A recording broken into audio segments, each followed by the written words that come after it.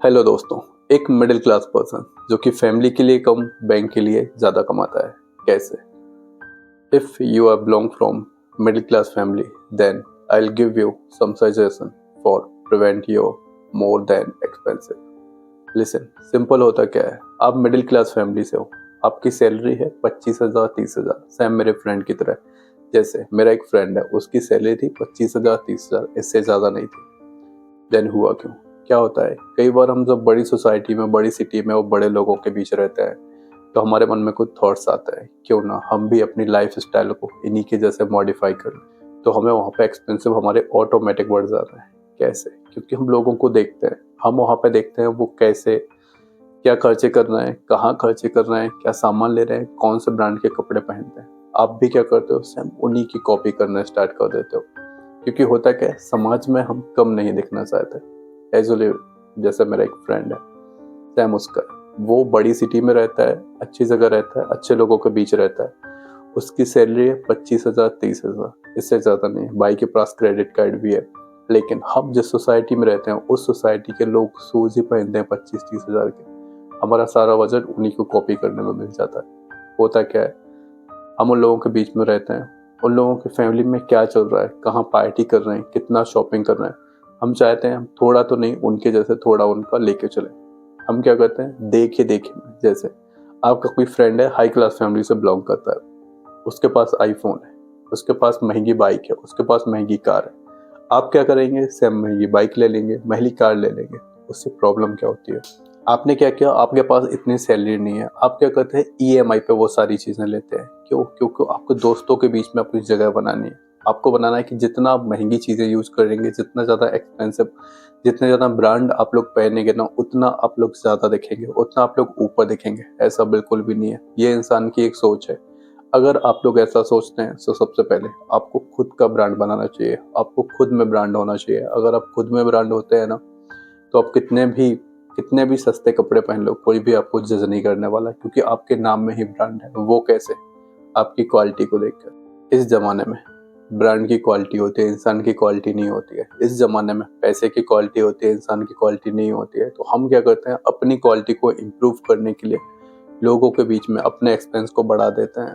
कई सारी चीज़ें ईएमआई पे ले लेते हैं, बैंक हमसे जितना ब्याज चाहे हम वसूलते हैं। अब हमारा एक्सपेंस कहाँ जाता है, ध्यान से सुनिए। जैसे आपने कोई कार या बाइक वहाँ पे ईएमआई पे खरीदी, देन आपका कुछ भी खरीदो आप ईएमआई पे, आपको इंटरेस्ट तो देना पड़ेगा। आपकी इतनी सैलरी नहीं है जितना आपका इंटरेस्ट चला जाता है।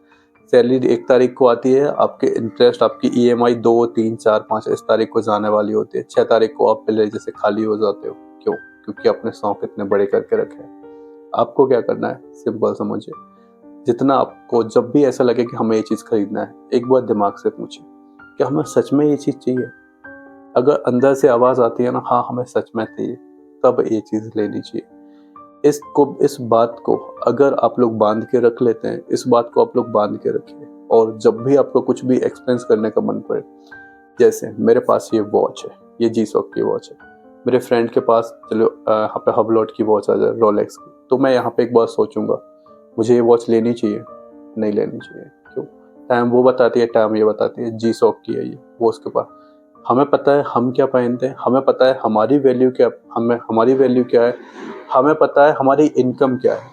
तो हम उसको कॉपी करने के लिए उसके जितने पैसे या तो हमें कमाना पड़ेंगे या उतनी मेहनत करनी पड़ेगी, तब जाके हम उसको कॉपी कर सकते हैं। अगर हमारा बजट है जी शॉक के लिए और हम वहाँ पर रोलेक्स या हवलॉट की वॉच पहनने लगे, तो कैसा होगा, क्या होगा? आप भी समझ सकते हैं। हमें कुछ चीज़ें ईएमआई से लेनी पड़ेगी, हम फिर बैंक के लिए कमाना स्टार्ट कर देंगे, ना कि अपने लिए, अपनी फैमिली के लिए। आपको सिंपल यही करना है, एक्सपेंस जितना कम हो सके उतने कम कीजिए। सिंपल सा, जब आप इतनी ज़्यादा अर्निंग कर लेंगे ना कि काफ़ी ज़्यादा हो, 2 लाख 3 लाख समथिंग हो, तब तो वो भी परमानेंट अर्निंग हो कहीं से कि हाँ इतना पैसा आना ही है, तब आप ईएमआई करना स्टार्ट कीजिए। नहीं तो अगर आप 25,000 30,000 40,000 कमाते हैं, पता नहीं आगे इतना कमा पाएंगे या नहीं कमा पाएंगे। तो बस तब तक कोई भी फाइनेंस मत कराना, कुछ भी ईएमआई पे मत लेना। जितने आपके शौक है, जो भी आपको चाहिए, एक बार यहाँ से पूछ लेना।